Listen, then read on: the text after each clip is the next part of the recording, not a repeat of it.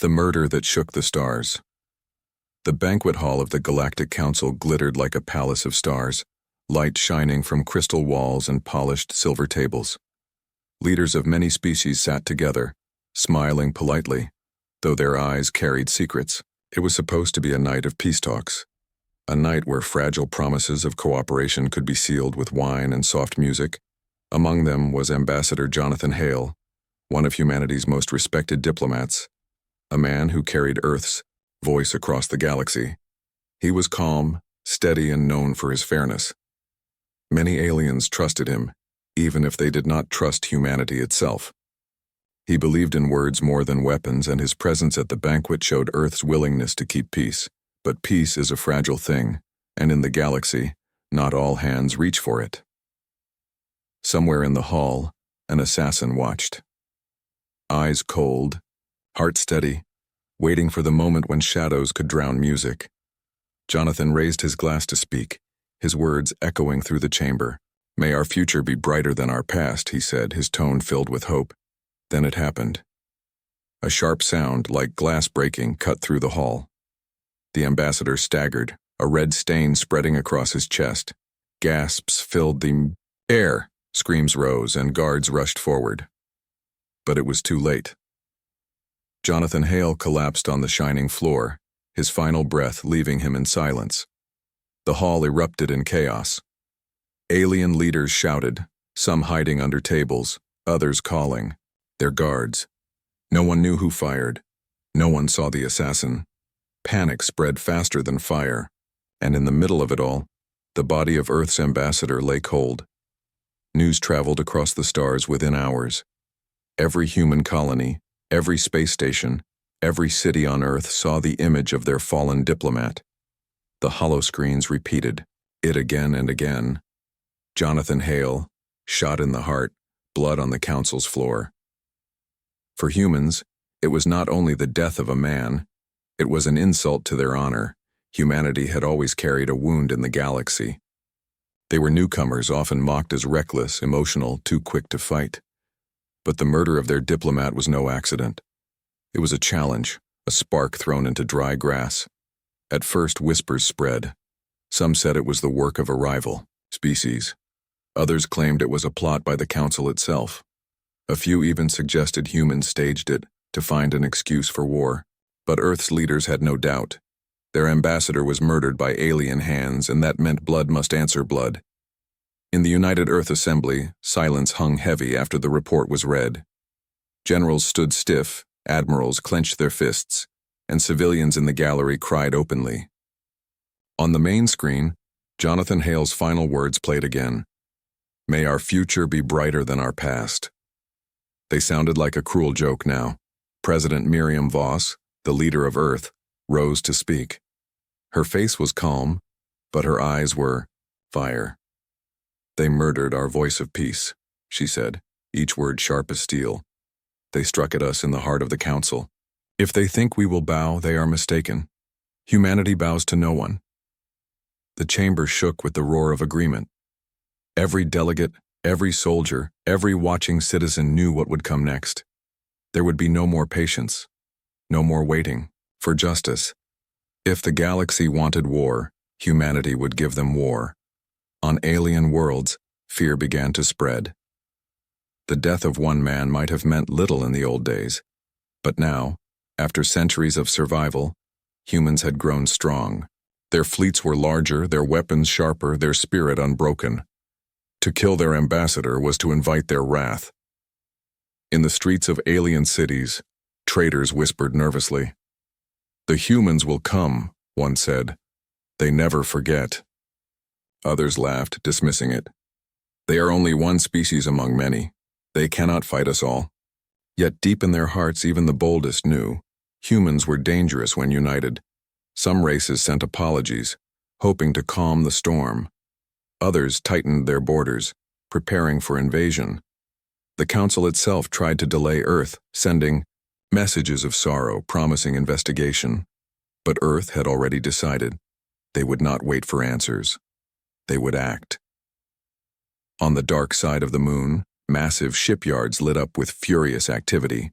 Workers rushed, Engines burned. Warships awakened.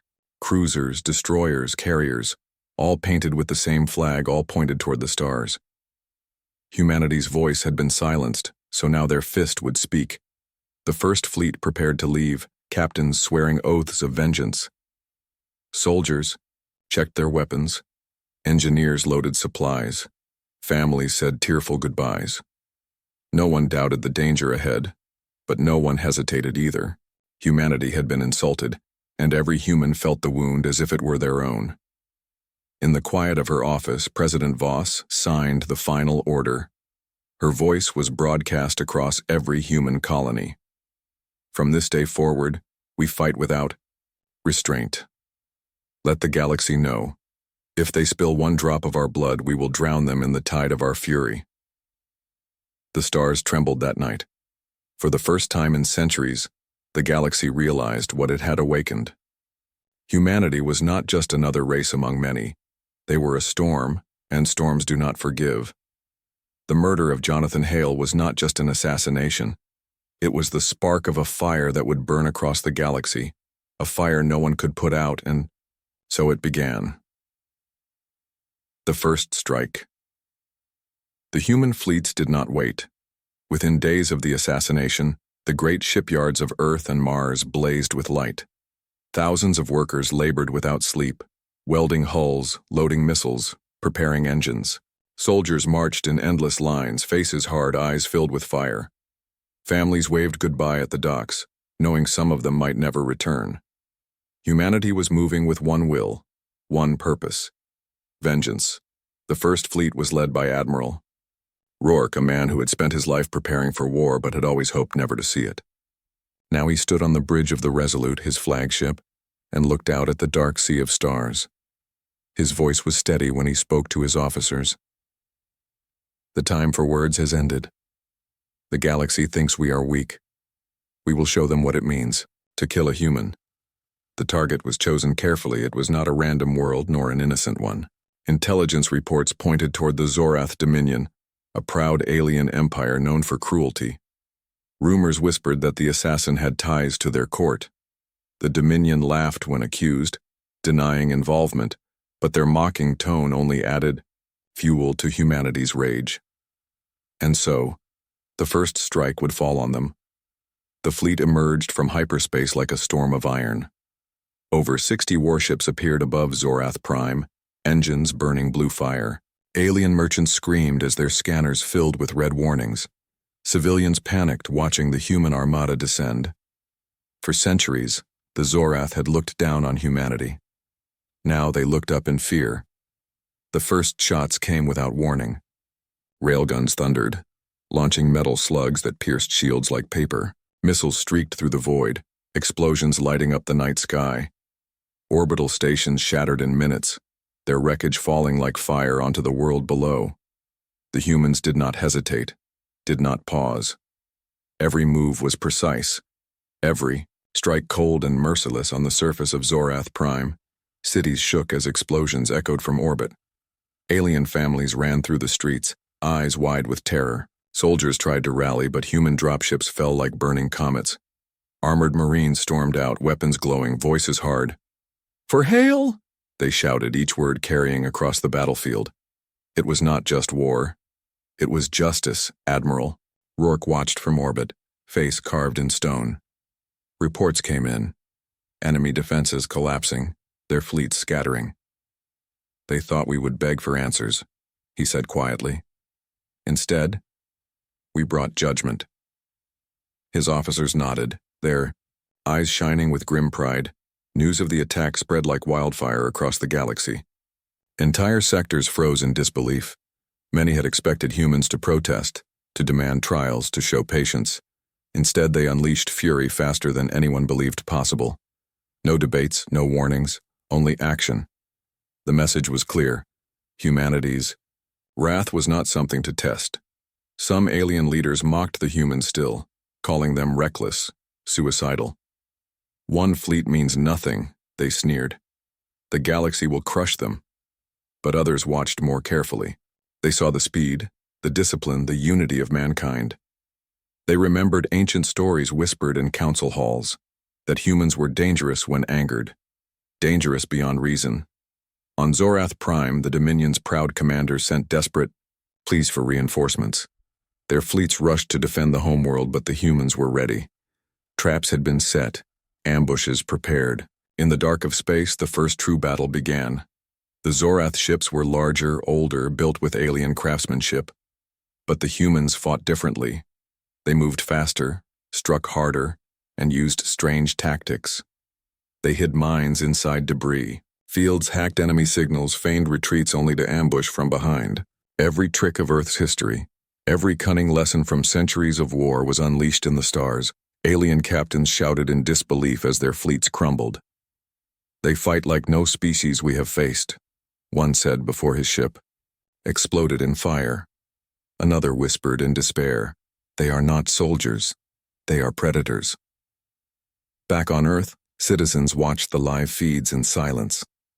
They saw their fleets tearing apart alien warships, their marines raising flags on enemy soil. At first there was anger, then pride. For the first time in generations, humanity was truly united, not by hope, but by vengeance. Every man, woman, and child felt the same fire in their chest. Never again will we be mocked. Never again will we bow. When the smoke cleared above Zorath Prime, silence hung heavy in space. Human warships floated victorious, their hulls scarred but unbroken. The Dominion fleet was shattered, its proud commanders dead or captured. On the surface, alien cities smoldered, their leaders dragged before human soldiers in chains. Admiral Rourke stood at the window of his flagship, watching the burning world below. "This is only the beginning," he said. His officers did not cheer. They understood the weight of his words. Humanity had crossed a line, and there was no turning back. Across the galaxy, messages poured into the council chambers. Some begged for calm, others demanded revenge. But in every shadowed corner of the galaxy, a single question was whispered again and again. If this was their first strike, what will their second be? The stars trembled with the answer yet to come. The galaxy reacts, the destruction of Zorath. Prime sent shockwaves through the stars. For centuries, the Zorath Dominion had been feared for its cruelty, respected for its strength. And yet, in only a few days, the humans had brought them to their knees. Whole fleets shattered, proud generals humiliated, their homeworld scarred with fire. The news spread faster than light, carried on trade ships, pirate signals, and council broadcasts. Hollow screens everywhere replayed the same images. Human warships, blotting out the sky, soldiers storming alien cities, Admiral Rourke standing unshaken on his bridge. Across the galaxy, billions of alien eyes watched with disbelief, awe, and fear. In the grand hall of the Galactic Council, chaos broke out. Leaders of hundreds of worlds shouted over one another. Some slammed their fists on tables, demanding war against Earth. Others raised trembling voices warning that fighting humans would be a mistake. The chamber that once preached peace now echoed with threats and fear. Counselor Zarthun of the Valic Confederacy rose, his many eyes flashing. "This cannot be allowed. If we let humans continue, they will set the galaxy on fire," he roared, his voice shaking the chamber. But Counselor Soraya of the gentle Trilari spoke softly, her eyes downcast. "Perhaps we should not provoke them further. They have already shown their strength. If they strike again, who among us can stop them?" The hall erupted again. Some called her words cowardice. Others nodded in agreement. For the first time in living memory, the mighty council was divided not by politics or trade, but by fear of one single species. Beyond the chambers, common aliens whispered in markets and taverns. Traders leaned close, voices hushed. The humans, they fight like demons. They don't just battle armies, they destroy hearts. Soldiers of other races shook their heads, muttering that humans were reckless, that such fury could not last. But still, none denied what they had seen, a power growing. In dark corners, spies reported strange things. Shipyards on Earth and Mars working day and night, fleets multiplying at unnatural speed. Strange new weapons tested in hidden systems, whispers that humans had unlocked technology the Council had long forbidden. Every rumor, true or false, added to the fear. Some empires laughed. The Krell Dominion, ancient and arrogant, dismissed the humans as children playing at war. They won one battle, their emperor sneered, but the galaxy has crushed greater threats. The humans will burn themselves out. His court laughed with him, though in their hearts, unease stirred. Other races, smaller and weaker, saw something else. They saw hope. They had lived under the heel of the great empires for centuries, paying heavy taxes, watching their sons dragged away as slaves or soldiers. Now they watched humanity rise against the powerful, and a dangerous thought grew. If the humans can fight back, why can't we? In secret meetings, whispers became plans. Messages were sent to Earth not of anger but of admiration, offers of alliance, of trade, of quiet support. For the first time, the balance of the galaxy began to shift. Meanwhile, within the halls of the Zorath Dominion, grief turned to rage. The surviving nobles screamed for revenge, demanding every soldier march against humanity. But their armies were broken, their fleets scattered. They were forced to beg the Council for aid, their once proud voices trembling with desperation. Admiral Rourke's name spread through the stars like fire. To humans, he was a hero, the avenger of Jonathan, Hale. To aliens, he was a monster, a storm-given flesh. Children whispered his name in fear, and alien commanders studied his tactics with trembling hands, searching for weakness. Back on Earth, the United Assembly was not blind to the galaxy's reaction. Some leaders feared what would come next. The Council will not stay divided forever, one warned. When they unite, they will turn every fleet against us. But President Voss silenced them with steel in her eyes. Then let them come. We will not kneel. The human people listened to her words and believed them. Factories pushed harder. Scientists unlocked new weapons. Shipyards expanded faster than ever. Humanity was not slowing down. They were accelerating, driven by rage, by grief, and by the strange unity that only tragedy could forge. Among alien worlds, fear turned into sleepless nights. Merchants rerouted trade to avoid human sectors. Border worlds fortified their defenses, though many whispered it would not matter. Even the pirates, bold and ruthless, avoided human shipping lanes. None wanted to test the fury of mankind, but in the shadows others plotted. Secret councils of generals and spies gathered in hidden chambers. They whispered of a grand alliance, of uniting every empire against Earth before it was too late. Plans were drawn, fleets prepared. Humanity's enemies were not sleeping. They were watching, waiting, sharpening their blades. Yet even as they planned, a question haunted them.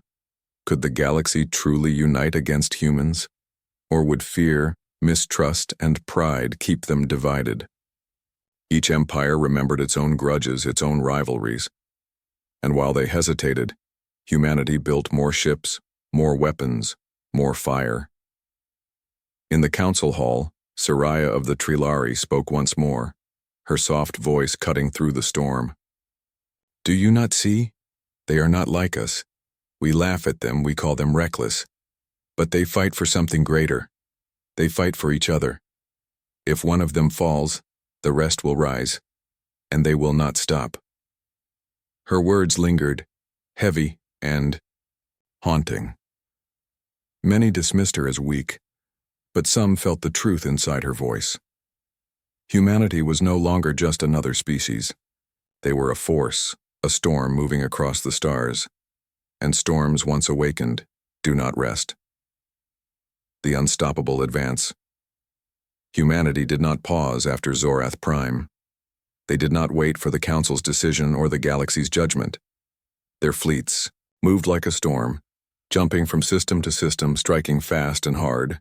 Wherever a Zorath banner flew, human ships appeared, and within hours it burned. Admiral Rourke stood at the center of this storm, directing with precision. His fleets did not simply attack, they dismantled. Supply lines were cut, shipyards destroyed, Communication relays silenced. Worlds that once believed themselves untouchable suddenly found human soldiers standing in their streets. The galaxy watched in disbelief. Most wars dragged on for years, sometimes centuries, with long pauses between battles. But humanity fought differently. They carried the speed of a wildfire, spreading faster than anyone could prepare. By the time one world reported an attack, the humans had already moved to the next. Alien generals tried to adapt. They sent fleets to block human advances, confident in their numbers and ancient war traditions. But humans did not fight like them. They did not line up ships in neat formations or follow predictable maneuvers. They fought with tricks, with cunning, with lessons carved from Earth's bloody history. In one battle above the moon of Torvek, the Zorath fleet waited in ambush, hidden behind the shadow of asteroids. They expected to crush the humans when they passed. But when the human fleet arrived, they did not fly straight into the trap. Instead, they detonated hidden mines inside the asteroid belt. The rocks exploded, shredding the Zorath ships before they even moved. The survivors limped away in shock, muttering that humans must see the future to fight like that. On another world, the Zorath dug deep trenches, believing ground combat would slow the invaders. But humans had studied centuries of trench wars on their own soil. They rained fire from the sky, then sent armored walkers that smashed through defenses. The battle was over before the aliens even understood what was happening. Every victory added to humanity's legend. Soldiers across the galaxy spoke of them with a mix of fear and respect.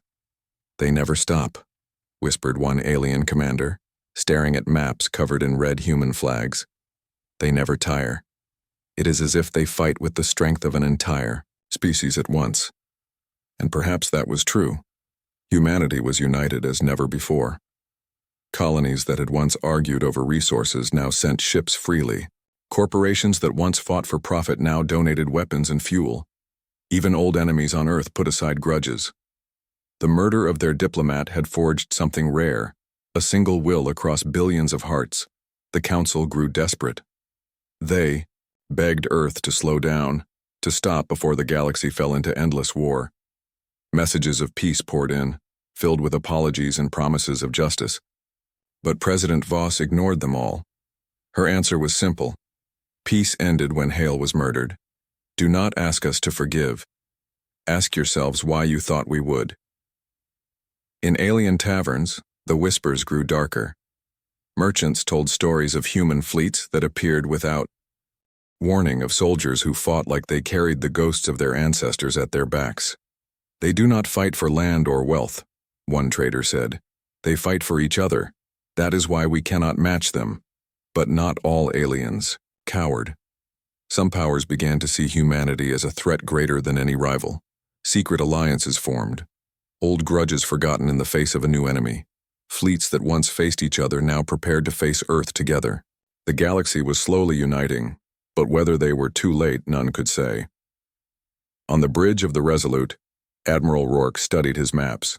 His officers stood ready, awaiting the next command. "They think numbers will save them," he said, his voice quiet but sharp. "They think traditions will protect them, but they do not understand. We fight with imagination, we fight with fury, and we will not stop." His words carried weight because they were true. Humans did not just bring ships and weapons, they brought creativity. In one battle, they turned cargo freighters into warships overnight. In another, they used old satellites as decoys to lure fleets away. Every tactic was unpredictable, every strike unique. Aliens who had fought wars for centuries found themselves unprepared for a species that refused to follow the rules. As the campaign stretched on, the Zorath dominion began to collapse. Entire sectors fell silent, their leaders either fleeing or surrendering. But this was not only about Zorath anymore. Other empires watched with growing unease, realizing that if humanity could do this to one great power, they could do it to anyone. In the shadows of the council chambers, a question burned hotter each day. Could humanity even be stopped? Some said yes, that united, the galaxy could crush them. Others shook their heads, remembering how quickly the Zorath had fallen. To fight humans, one said, was to fight fire with dry leaves.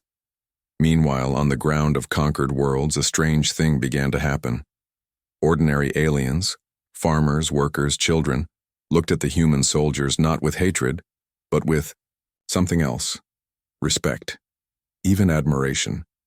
For while humans struck hard against armies and governments, they often left civilians unharmed, sharing food and medicine where they could.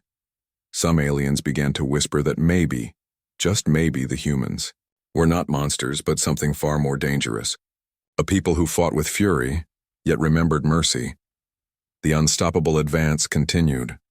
World after world fell, fleet after fleet broke. And with every victory, the galaxy's fear grew. Humanity was no longer a small voice among many. They were a roar that drowned out all others, and somewhere deep in the council chambers, the elders realized the truth they had denied for too long. The galaxy was changing. Humanity was not just at war. Humanity was rising, and the stars would never be the same. The broken alliances. The galaxy had always been a web of alliances, pacts, and fragile promises. Empires smiled at each other in the council hall but sharpened, knives in the shadows. For centuries that balance had kept wars contained. But humanity's rise broke the web apart. At first many believed the great powers would unite. The Zorath Dominion, humiliated and shattered, cried for revenge. Their allies swore loyalty and promised fleets. Other empires, alarmed by Earth's fury, pledged support to the Council's cause. On the surface, it looked like unity was forming. But beneath the words, cracks spread quickly. For some empires, humanity's wrath was terrifying, but also convenient. Old enemies of the Zorath watched them fall and smiled. Rivals who had once feared the Dominion's armies now saw an opportunity. "Why waste our fleets to save them?" one alien ruler whispered. "Let the humans finish the work we always dreamed of." In hidden chambers, secret messages traveled. Promises of neutrality were exchanged. "We will not aid the Council," some declared quietly. "But in return, Earth must spare our borders." Humanity listened, and humanity remembered. Admiral Rourke knew this game well. He had studied history, both human and alien. "They will not stand together," he told his captains. "Greed will divide them, fear will blind them, we will use both." His fleets pressed on, forcing the galaxy to choose: stand with Earth or stand in its way. The Council's grand alliance began to crumble before it even formed. Some empires sent fleets half-heartedly, holding back their strongest ships. Others delayed, promising help soon, while secretly fortifying their own worlds. And some betrayed outright, passing intelligence to humans in exchange for protection. On one Council world, a captured Zorath commander shouted in rage as his supposed allies abandoned him. "Cowards," he screamed, "you leave us to die." The human officer guarding him only replied coldly, "They know what we already showed you. Standing against us is death." Even among the Council's inner circle, mistrust spread like poison. Accusations flew. "You warned the humans. You held back your fleet. You secretly profit from their war." Fights broke out in the chambers, and old rivalries resurfaced. The Council, once a symbol of order, became a nest of suspicion. Meanwhile, humanity pressed its advantage. On the bridge of the Resolute, Admiral Rourke watched as intercepted alien messages revealed betrayal after betrayal. His officers laughed grimly. "They destroy themselves for us," one said. Rourke only nodded. "Good. Let them weaken each. Other. We will strike the ones who remain." But even as alliances broke, some races saw only one path: submission. Entire worlds sent envoys to Earth begging to be spared. Some offered resources, others offered soldiers. "We do not wish to fight you," one alien leader said, trembling before human representatives. "Give us mercy and we will serve." Earth accepted some of these offers, not out of trust but out of calculation. New supplies, new intelligence, new allies, tools to fuel their advance. Yet even as they took these gifts, the humans never forgot. "Today they serve," President Voss said. "But tomorrow, if we weaken, they will betray. So we must never weaken." On alien battlefields, the cracks became visible. Fleets sent to reinforce each other arrived late, or not at all. Armies retreated instead of holding the line. Soldiers deserted, unwilling to die for leaders who argued while humans advanced. Every failure gave humanity another victory, another step forward. One night in the council hall, Counselor Soraya of the Trillari spoke again. Her voice was soft, but it carried weight. You see now what I warned. The humans do not break. It is us who break. You call them reckless, but it is our fear and greed that shatter us. And every day we delay, their power grows. Some shouted at her, calling her a traitor, a coward. But others fell silent, unable to deny her words. The truth was clear. The galaxy was not united. It was fractured, bleeding, feeding its own weakness into humanity's strength. On Earth, the people knew this too. They saw alien alliances crumble and cheered. They watched their fleets return victorious again and again. Factories pushed harder. Colonies stood taller. The once fragile species of man had become unstoppable, not only because of strength, but because their enemies could not stand together. Still, whispers of danger remained. In the shadows of the council, a few determined leaders swore oaths. If we do not unite now, we will all be slaves to mankind, one said. They began secret preparations, plans for a massive coalition fleet, larger than anything the galaxy had seen in centuries. But for now, unity was only a dream. The reality was betrayal, fear, and broken promises. And humanity thrived in that chaos. Admiral Rourke looked at the maps of conquered sectors. Red marks spread wider each day. The galaxy thought itself strong, he said. But strength, without unity, is weakness. We will keep advancing until even their strongest bow. And as his fleets moved once more, one truth echoed across the stars. The galaxy had hoped to fight humanity as one. Instead, they were crumbling apart, and every broken alliance cleared the path for Earth's unstoppable rise. The price of vengeance. The council fleets were broken, their banners burned in the void. The last stand that was meant to stop humanity had ended in silence and drifting wreckage. For the first time in centuries, the galaxy looked at its center of power and saw only ruins. Humanity had won, but victory carried shadows. On Earth, cheers filled the streets. Screens lit up with images of human warships triumphant, alien dreadnoughts shattered, and council worlds humbled. Crowds shouted Admiral Rourke's name, calling him a hero, a savior. Families who had lost sons and daughters wept with both grief and pride. The galaxy had learned to fear humanity, and Earth stood tall, but behind the pride was the weight of loss. Thousands of soldiers never returned. Whole fleets were scarred, many ships drifting back half destroyed. In hospitals across Earth and Mars, wounded veterans lay in silence, their eyes still haunted by fire and void. Children asked when their fathers would come home, and mothers gave no answer. Humanity had won, yes, but at a terrible cost. In the quiet of her office, President Miriam Voss looked at the casualty reports. The numbers were endless, names filling page after page. Her hand trembled slightly as she signed the final orders of recognition for the fallen. She had promised justice, and she had delivered. But as she stared at the list, she whispered to herself, how much more justice can we afford? Across the galaxy, fear took root. Empires that once mocked humans now sent envoys with bowed heads, offering apologies and gifts. Some begged for treaties, others offered tribute. A few dared to whisper of revenge, but none acted. The memory of the Council's last stand was too fresh, too heavy. In alien taverns, merchants spoke in hushed tones. Do not cross the humans, one said, shaking his head. They will drown you in fire. Another whispered, they fight like demons, but they heal like people. They spared civilians, even as they crushed armies.